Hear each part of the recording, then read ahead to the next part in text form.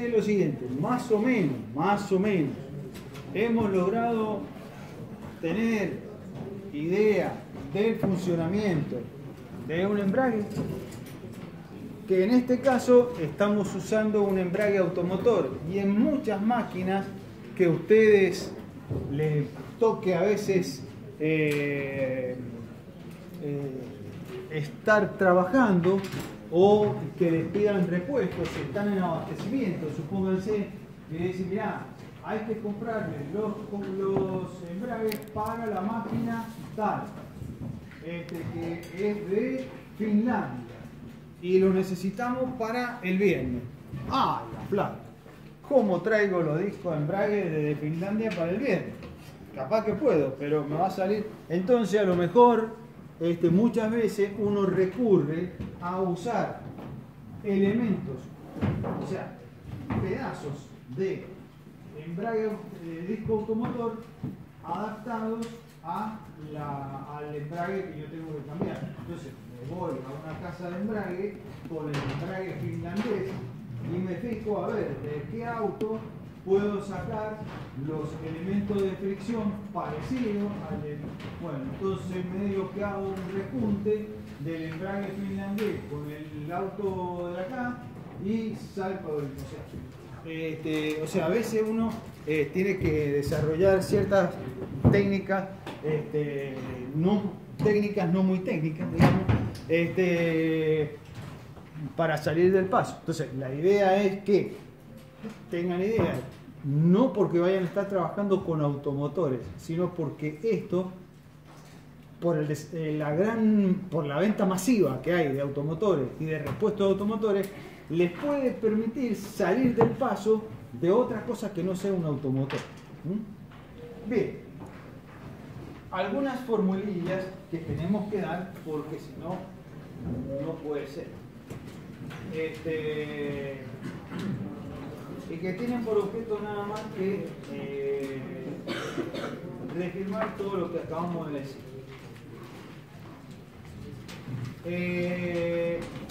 Esto igual que cualquier acoplamiento. A ver, vamos a apagar acá, porque si no, ni yo. Entonces, esto igual que cualquier acoplamiento. El momento de roce que tengo que transmitir va a ser un factor de servicio por el momento nominal, que en la bibliografía que nosotros usamos, ese factor de servicio está compuesto por el producto de 3 factores de servicio. Uno que tiene en cuenta la máquina motriz, otro que tiene en cuenta la máquina conducida y otro que tiene en cuenta la aceleración que yo le voy a dar. Eso está en las tablitas, en el libro. Cada libro que agarren va a ser diferente. Entonces, no se desesperen. Sí hay una... ¿Cómo les puedo decir? Hay una grieta, digamos así, hablando en términos actuales, entre los estudiosos del tema, que lo van a encontrar en varios libros. Entonces, hay algunos libros que están basados en un concepto de presión uniforme, ¿cierto? Y otros libros que están basados en conceptos de desgaste uniforme. Cuando yo estudiaba en esta materia, habían 2 profes, uno que le gustaba la presión uniforme, otro que le gustaba el desgaste uniforme. Se armaban cada quilombo en la clase. Finalmente, nosotros hemos puesto los dos fenómenos, los dos sistemas de cálculo, y antes de empezar a ver los sistemas, quiero llevarlo al desenlace final para que vean por qué se pelean. Estos son los resultados que da si ustedes trabajan con desgaste uniforme o con presión uniforme. Pero esos resultados prácticamente se hacen iguales cuando el cociente entre el radio exterior sería este, ¿cierto? Entre el radio exterior y el radio interior, es 0,5. Si es 0,5, prácticamente las dos se igualan. Casi siempre anda alrededor de 0,5. O sea, que es lo mismo. Toda la pelea esa que había era una cuestión semántica, un tema de egos. Entonces, nosotros lo hemos puesto acá los dos como véanlo. Como dato característico, uno llega a un radio de fricción medio que en el caso de que ustedes trabajen con una presión uniforme, da este valor. Este valor raro que está ahí, sería el radio medio. Ya les di cuenta qué sería el radio medio. Y si trabajan con el sistema de desgaste uniforme, sería este de acá. O sea que teóricamente los que están calculados con el método de desgaste uniforme serían un poquito más grandes que los que están calculados con el método de presión uniforme. Estamos hablando de cosas que a esta altura del campeonato no tienen ningún sentido. ¿Qué es lo que es el radio medio? Yo recién les dije, como la profesora de álgebra, ¿cierto? Yo tengo, ¿cierto?, un elemento diferencial de área, ¿cierto?, que tiene una fuerza axial determinada y está a un determinado radio, y entonces la fuerza el diferencial de fuerza de fricción va a ser nu por F por diferencial de área. ¿Ah? Bien, después de que hago todas las cuentas, yo tengo entonces que voy a tener una fuerza de fricción, ¿cierto?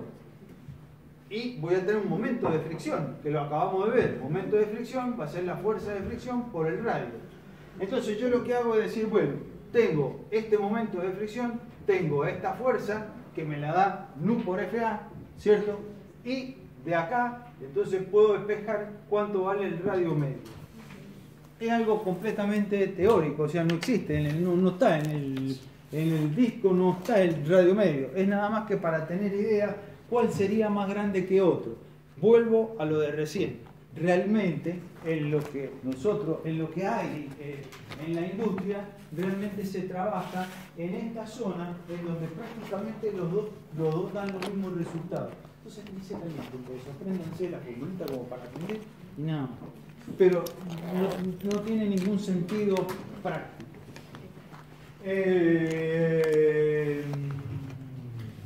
Bien, esto sí tiene. Esto es lo que hemos venido a hablar. Acá hay que tener en cuenta lo siguiente. Y eso no es que ustedes vayan a hacer el cálculo térmico del embrague. Pero sí les puede tocar trabajar planificando el funcionamiento de la máquina herramienta. O sea, ustedes le dicen, bueno, pónganse los que son industriales, o los que están de petrolero en el campo, o los mecatrónicos con más razón, ¿cierto? Le dicen, mira, vamos a hacer esta piecita, ¿cierto? La vamos a hacer en el torno tal, ¿cierto? Entonces, lo vamos a hacer todo el programa CAD-CAM, o sea, hacemos el CAD de la pieza, lo pasamos al CAM, perfecto. Y me da un plan, ¿cierto? Da un programa de trabajo de la máquina que es este que está acá. Bien. Entonces, fíjense, ¿por qué vengo a lo del programa de la máquina? Porque lo que pasa en el embrague es que yo tengo tiempos de aplicación en donde se calienta y tiempos de reposo donde disipa. Tiempo de aplicación donde se calienta, tiempo de reposo, tiempo de aplicación. Y teóricamente llego a una temperatura en la cual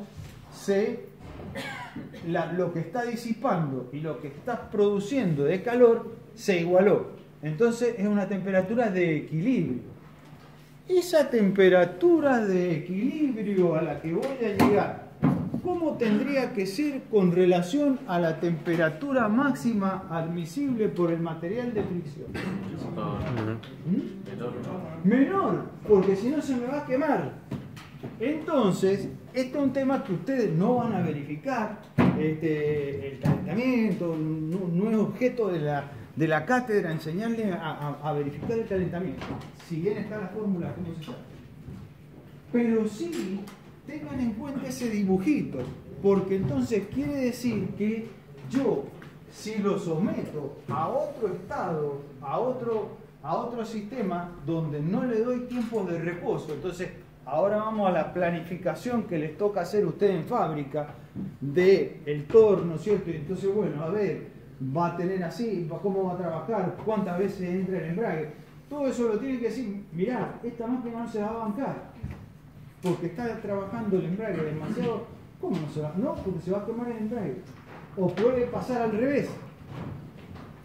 Puede pasar que les toque actuar post-mortem, ¿cierto? O sea, ya se quemó el embrague. O sea, mirá, empezamos a usar el torno para tal, o el torno, o cualquier máquina, herramienta automatizada, o cualquier máquina, o sea, cualquier máquina en cualquier empresa en donde les toque trabajar en una línea de producción. Entonces, de golpe, una máquina empieza a quemar embrague. ¿Y qué pasó? Nada, cambiamos, ahora estamos haciendo, en vez de hacer tal pieza, estamos haciendo tal otra. Cuando pasamos, empieza a quemar embrague. Ah, pará, contame cómo es. Y hace así, Bueno, entonces probablemente al cambiar el proceso productivo o al cambiar la línea para producir, a mí me pasó una vuelta, yo siempre cuento desgracias, pero bueno, aprendan con las desgracias que me pasaron a mí. A mí me pasó, yo trabajaba estábamos montando una línea en Villavicencio, la fábrica, la embotelladora de agua. Bueno, entonces, y usaban la misma línea para llenar las botellas grandes que las botellas chiquitas. Entonces, ¿qué hacían? Las botellas grandes salen con un determinado caudal de botellas. Entonces, para que las botellas chiquitas rindieran, le daban muchísima más velocidad a toda la línea. Bueno, entonces la embotelladora, todo funcionaba a 10.000. Bueno, quemaba embrague, quemaba correa, quemaba...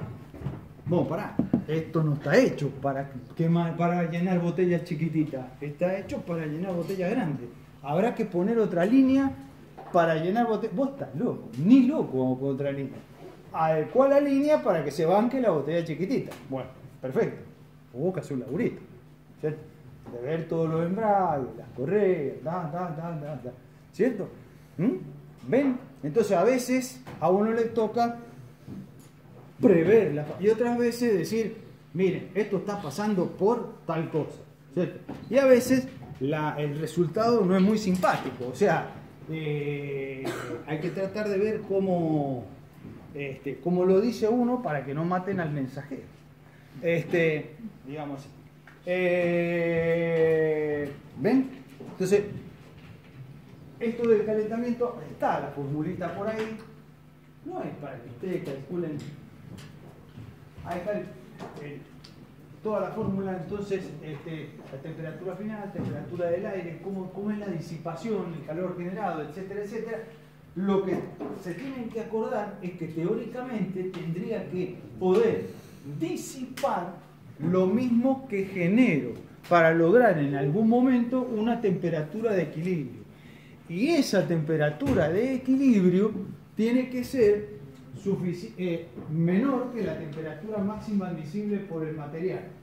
Para desgracia de ustedes, al haber el asbesto, si bien producía cáncer, tenía la característica de que aguantaba muy alta temperatura.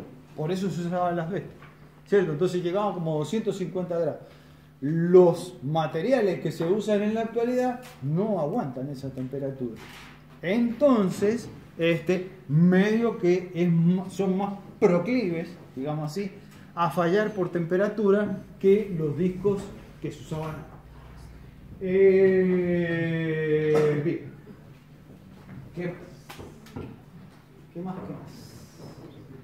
Bueno, materiales de fricción.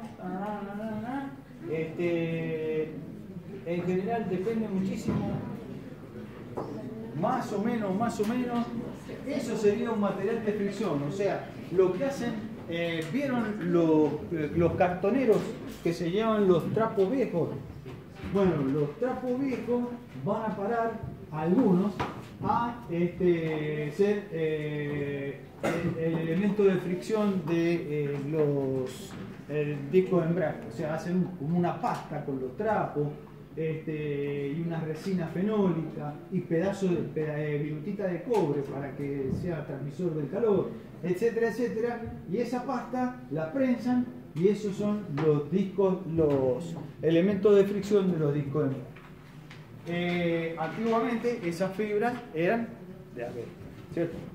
Eso a veces no se banca. O sea, ustedes de golpe empiezan a ver que la temperatura de equilibrio es mucho mayor que la temperatura que se banca el material de fricción. Entonces hay que pasar a otros materiales de fricción, que son estos que se llaman cerámicos, ¿cierto? Son hechos con polvo cerámico, o sea, directamente son hechos en el horno, y eso no se puede remachar ni nada, hay que pegarlo. Entonces ya entramos en otra tecnología. Y cuando ya es mucho más complicado para las máquinas viales, etcétera, etcétera, ya se usan directamente materiales sintetizados, o sea, directamente como el mismo material que se usa en las pastillas de freno de los coches, ¿cierto? Lo mismo se usa para el material de fricción. O sea, que va llegando acá hay que ser cauteloso. Cauteloso en lo siguiente, o sea, que no puede valer más el remedio que la enfermedad. O sea, ustedes pueden ir subiendo de calidad del material en la medida que lo pueden amortizar con el proceso productivo, ¿cierto? Porque lo primero, y eso acostúmbrense, lo primero que va a preguntar el jefe de ustedes o el gerente de finanzas o alguno va a preguntar seguro, bueno, este cambio que vos estás proponiendo, ¿qué tiempo de repago tiene? Y 10 años de tiempo, no, joder, que se sigan quemando, o sea, 10 años de tiempo de repago, dejalo que se queme, ¿cierto? No, esto se repaga en 6 meses, listo, poné. ¿Me entienden? Entonces ustedes van a tener que, acostúmbrense de que cuando lleven una solución técnica, la van a tener que expresar en términos de plata. O sea, para ustedes el tema técnico está en el borrador de ustedes, pero cuando vayan a expresarlo a los niveles superiores no hablan de temas técnicos. A mí me decía un jefe, a nivel de nosotros hablamos de las cosas, ¿cierto? De las cosas, de la bomba, del embrague, de los rodamientos. Cuando vos vas a hablar con el jefe, no hables más de cosas, habla de guita, porque es lo único que entiende, ¿cierto? Entonces, ustedes tienen que traducir el lenguaje de las cosas al lenguaje económico, ¿cierto? Mirá, vamos a hacer un cambio y a lo sumo le describen rápidamente porque no va a leer más de 3 líneas de la parte técnica. Entonces, rápida, el cambio que vamos a hacer es del material del embrague. Nada más. Esto produce y tiene un impacto en el tiempo de repago de tantos meses. Listo, zafaste. Si pasó de un año, si pasó de 2 años, olvidate, eso no va. Sobre todo en estos momentos tan económicos, tan cambiantes, ¿cierto? Donde es muy difícil hacer un plan de largo plazo pensando en la empresa a 10 años, ¿cierto? O sea, ¿quién puede saber la empresa Mandrake? No sé, algún adivino. ¿Qué es lo que irá a pasar el año que...? No sé. Entonces, todo se hace muy al corto plazo. Todo se vuelve muy al corto plazo. Y no hay otro. Y hay que adaptarse. Bien, volvamos a los ejemplos. Entonces, hagamos algún ejercicio de práctica. Los ejercicios que se han propuesto son sumamente